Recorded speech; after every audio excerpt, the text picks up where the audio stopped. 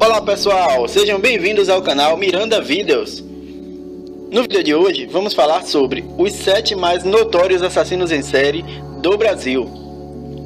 Esses caras barbarizaram, cometendo crimes hediondos, ceifando a vida de muitos e destruindo famílias inteiras com as suas atrocidades. Mas graças à polícia, esses verdadeiros monstros urbanos foram banidos do convívio com a sociedade.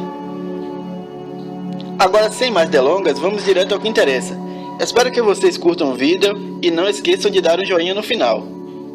E só lembrando, quem quiser pode se inscrever no canal, ok? É de graça. Fui!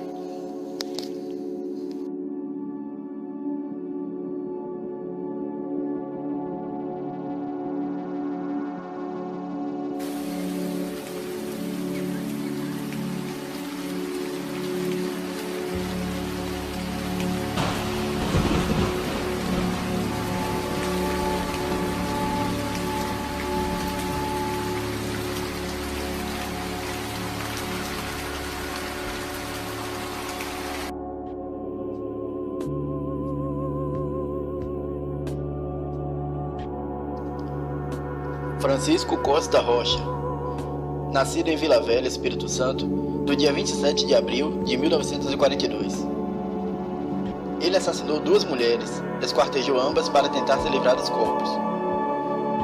Francisco era um corretor de imóveis boêmio. Em agosto de 1966, conheceu a bailarina austríaca Margaret Suida e a levou para o seu apartamento. Lá a estrangulou, retalhou o cadáver e jogou os pedaços no vaso sanitário. Mas confessou o crime a um amigo, que o denunciou. Nascia ali o Chico Picadinho. Preso em 1966, foi condenado a 20 anos de prisão. Na cadeia, Chico Picadinho lia Nietzsche e Dostoiévski e acabou solto por bom comportamento em 1976. Logo voltou a matar. Dessa vez, tentou esconder o corpo da mulher retalhada numa mala. Com 73 anos, Chico Picadinho está preso até hoje em São Paulo.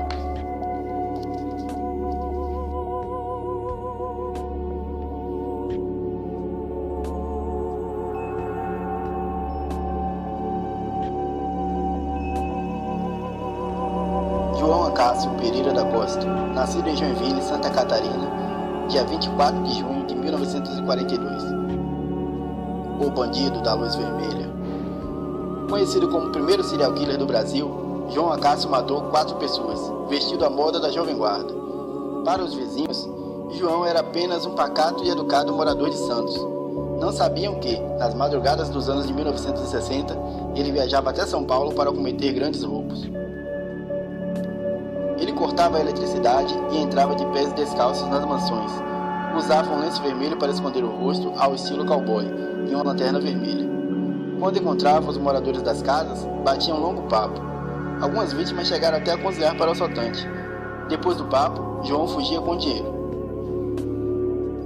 O bandido era fascinado por filmes de faroeste, pela cor vermelha e gostava de imitar o rei Roberto Carlos. A fama do peculiar assaltante chegou à imprensa, que fez dele o personagem mais famoso da crônica policial da época.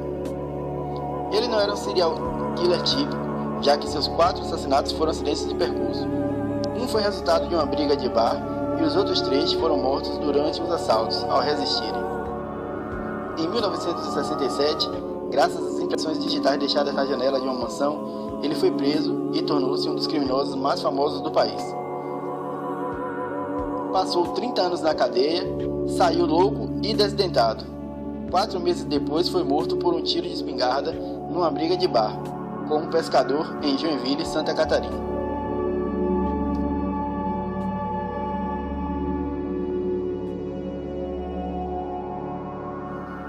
Francisco de Assis Pereira, nascido em São Paulo, dia 29 de novembro de 1967. O maníaco do parque. Entre 1997 e 1998, Francisco de Assis Pereira fez 9 vítimas, 2 das quais sobreviveram no Parque do Estado, em São Paulo. Ele dizia ser olheiro das agências de modelo e convencia as garotas a subir em sua moto para ir até o parque em uma sessão de fotos. Lá estuprava e enforcava as jovens, antes de deixá-las no mato. Dizia ser motivado por 3 traumas: o assédio sexual de uma tia na infância, o relacionamento com um ex-patrão e uma namorada que tentou arrancar o seu pênis com uma mordida. Condenado a 147 anos de prisão, recebeu mais de 1000 cartas de amor e se casou com uma das admiradoras. Francisco chegou a ser dado como morto numa rebelião de presos ocorrida em dezembro de 2000. Mas, após uma série de desencontros, a direção da cadeia confirmou que o motoboy jurado de morte pelos outros presos estava vivo. Condenado a uma soma de 130 anos de prisão, Francisco diz que hoje se considera uma pessoa normal. Segundo ele, está vivo por causa de sua fé.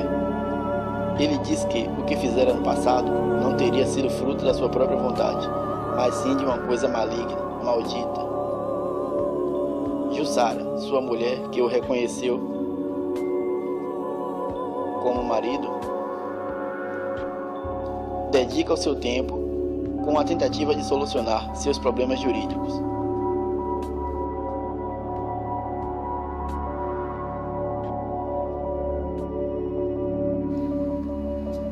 Marcelo da Costa Andrade, nascido no Rio de Janeiro, dia 2 de janeiro de 1967.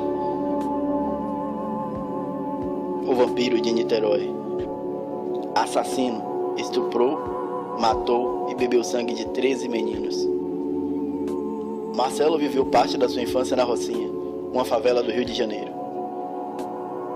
Vivia num lar desestruturado e sua mãe, uma empregada doméstica, apanhava constantemente do marido.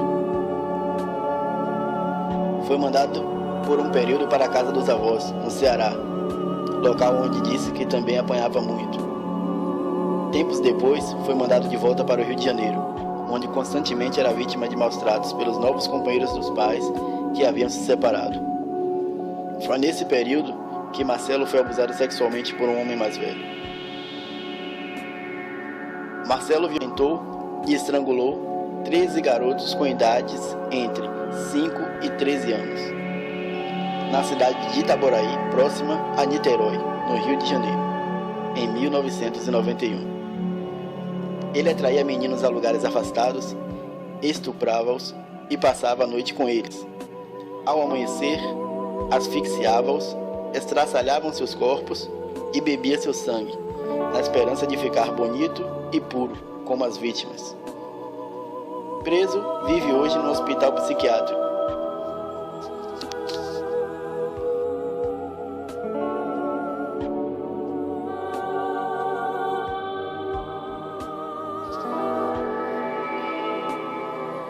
Tiago Henrique Gomes da Rocha, nascido em 1988, ficou conhecido como o Maníaco de Goiânia.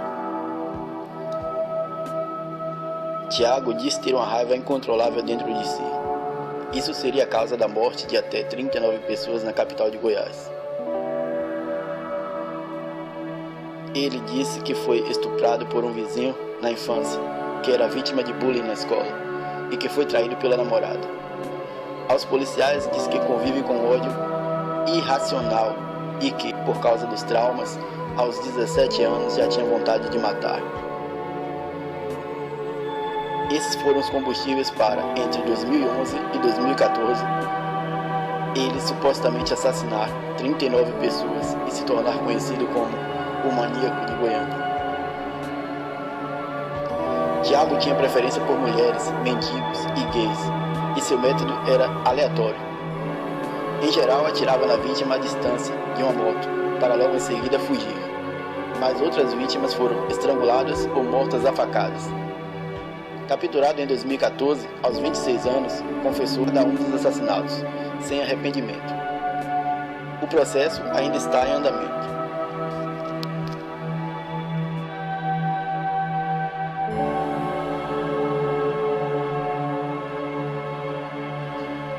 Francisco das Chagas Brito, nascido no Maranhão, 1965, o esquartejador de crianças. Assassino confesso de 42 garotos, o serial killer abusava e extraía a genitália das vítimas. O mecânico Francisco das Chagas Brito confessou ter matado e mutilado 42 garotos entre 1989 e 2003, no Maranhão e no Pará. O serial killer atraía meninos de 4 a 15 anos para o mato e depois de violentá-los e matá-los, retirava dedos ou genitálias para levar de souvenir. Já foi condenado a mais de 400 anos de prisão, mas segue em julgamento por outras mortes. Desde 2004, ele está preso em São Luís, no Maranhão.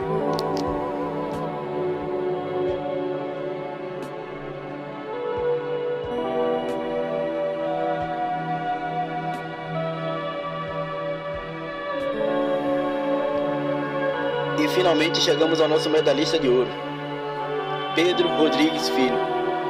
Nascido em Santa Rita do Sapucaí, Minas Gerais, 1954. Aqui começa a saga do Pedrinho Matador. Ele só matava quem merecia.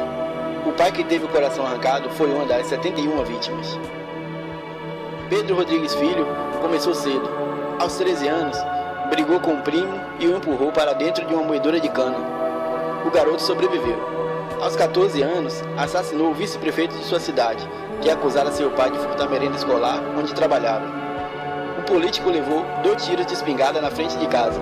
Em seguida, matou o vigia, que supunha ser o verdadeiro ladrão, e fugiu para Mogi das Cruzes, em São Paulo. Na nova cidade, Pedro conheceu Botinha, a viúva de um líder do tráfico, e entrou para o comércio ilegal. Em seguida, casou com uma segunda mulher, que engravidou dele, mas foi morta por traficantes rivais antes de ter o bebê. Pedrinho juntou 4 amigos e invadiu o casamento do adversário para se vingar. Matou 7 pessoas e deixou 16 feridos. Em 1973, com apenas 18 anos, Pedro foi preso e condenado a 128 anos de prisão. E continuou a matança. Fez 47 vítimas nas cadeias onde esteve. Uma delas foi o seu próprio pai, que matou a mãe de Pedrinho com 21 golpes de facão e cumpria a pena no mesmo presídio. Para se vingar, Pedrinho o esfaqueou e arrancou um pedaço do seu coração, mastigou e cuspiu. Outro preso morreu porque roncava demais, mas a maioria eram estupradores e agressores de mulheres. Para Matador, crianças e mulheres são coisas sagradas. Foi condenado pela morte de 71 pessoas. Na sua conta, foram mais de 100. Nas décadas de 1970 e 1980, para ele, todas mereceram. Dizia que só matava os maus. Apesar do currículo, em 2007 ele cumpriu 30 anos de prisão, o máximo permitida pela lei brasileira, e foi solto em seguida. 4 anos depois, aos 57 anos, foi preso novamente pela participação em motins. Pode sair em 2019 quando termina de cumprir a pena.